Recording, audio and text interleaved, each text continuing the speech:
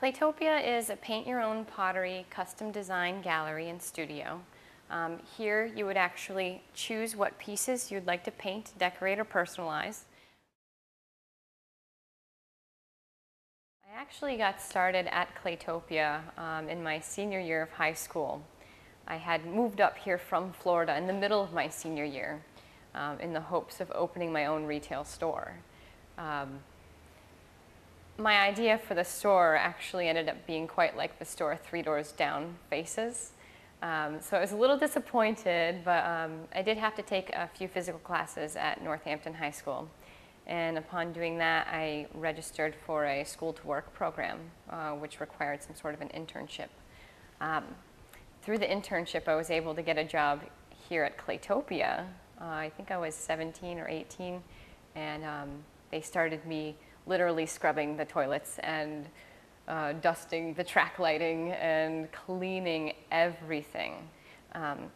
Shortly after I think I graduated, I continued on working, and they discovered that I could actually paint. So they put me to work doing some custom orders and things and painting items to sell for retail in the windows. I, at some point, had decided that I really wanted to pursue a career in ceramics or in painting. I had made it known to my current boss, who was the previous owner that I bought the business from. I had made it known to her that I was very interested in purchasing the business one day if she decided to sell it. So I was a little embarrassed that I put myself out there like that, but for some reason she took me, my 18-year-old self, seriously and called me 5 years later to tell me that she was selling and she wanted to offer the store to me. I fought for a job at Lindt Chocolate in the Holyoke Mall, and the district manager there didn't think that I was ready to take on such a high volume store, but she hired me for the holiday season as a temporary manager to see if, I could take the load. And I did, and so that worked out really well. And then I started managing those stores where I could have 6 to 8 employees at any time with an incredible sales throughout the year. So when I was 15 or 16 years old, my best friend and I came up with a scheme. We actually started making business plans for our dream store.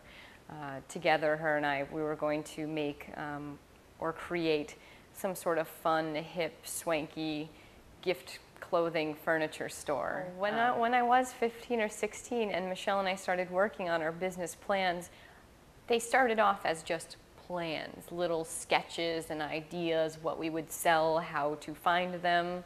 We started looking up wholesalers and trying to find information. I don't know how I figured like the whole business plan aspect. I don't know how I knew that we needed to have a plan, but I'm a planner and I always have been, and it's just, if I'm going to do something, I want it all laid out in front of me. So I get bored easy.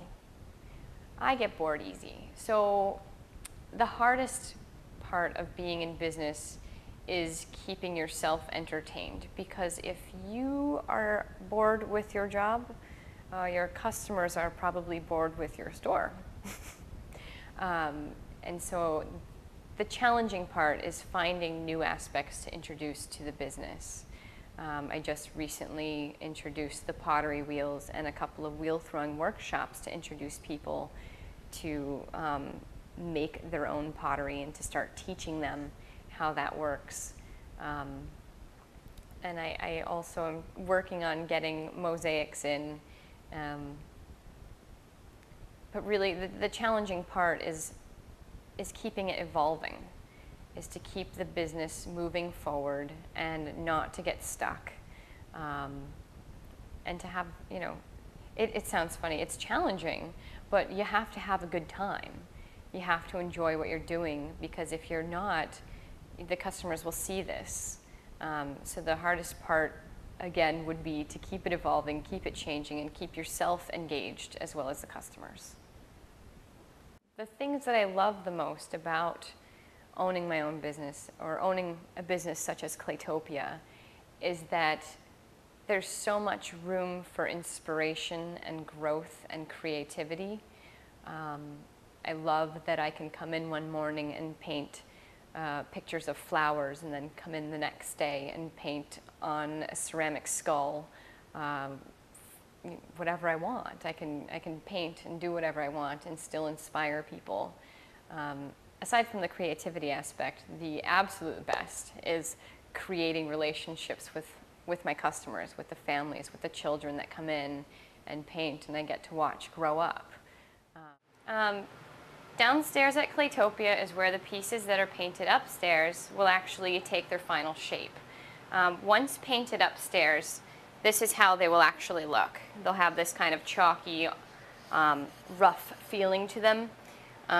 We take them from here. Once they're dried completely, we'll actually dip them twice into the glazing buckets.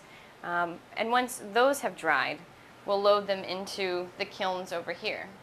Now these kilns, we actually build the stacks up from the bottom and fill them to the top. Once it's all set, we'll actually shut the lid, turn them on, and they actually cook up to 1,818 degrees, I think. It's cone 06.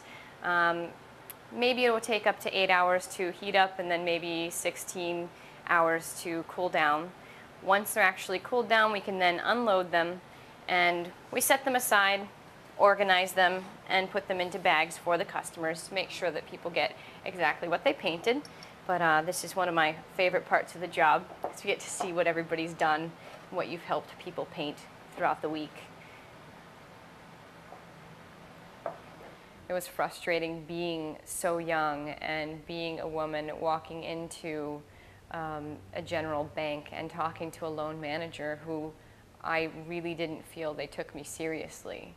Although I had my full business plans and I had everything that they needed to see, they just, one lady actually said to me, "I have a daughter your age."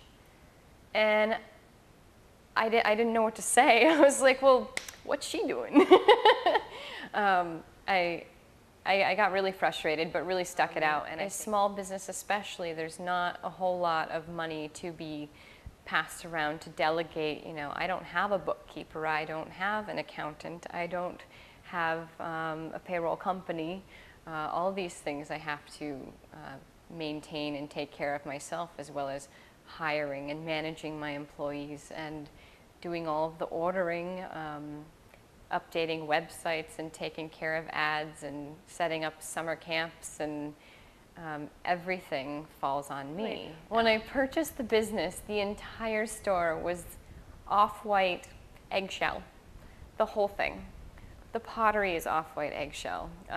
The floors, the walls, everything, nothing was painted. There was no color. It really looked like a blank canvas. So I took advantage of that. In my first few months, it was really slow in the middle of winter, so lots of snow was falling. I was in here up on the 13-foot ladders painting the walls every day, and so I didn't close to remodel. I had people coming in and checking it out. "Oh, are you under new ownership?" And so it was interesting because at first I was told by many people it was a bad idea to be painting and decorating and ripping things apart while customers are still coming in and painting, but they really, in the end, felt like they were a part of it and saw the business go from a blank canvas to something really fun and inspiring. Personally, I told them all that if I was going to be here for 40 hours a week, I needed to be inspired by where I was working as well. And it's gotten a lot of really great positive remarks. People love the color, and that's what we're here for, color pottery, so it makes sense. Probably the only advice that I would have for someone trying to decide what they want to do or what they want to be is I would remind them that you don't have to figure it out right away. Start with something that you enjoy, and then continue to change it, alter it, make it evolve, and keep busy. I never shut down any options. I explored every option, every aspect, and I never turned away a job that might take me to my ultimate goal. I think based on what they've seen that I've done with the business and how far along that I've taken it, I have also in turn earned and kind of, you know, gained their respect. And people really, really, they're really happy with the changes that I've made and the interest that I take in the business and in the families, the customers, the children, and just everything. So.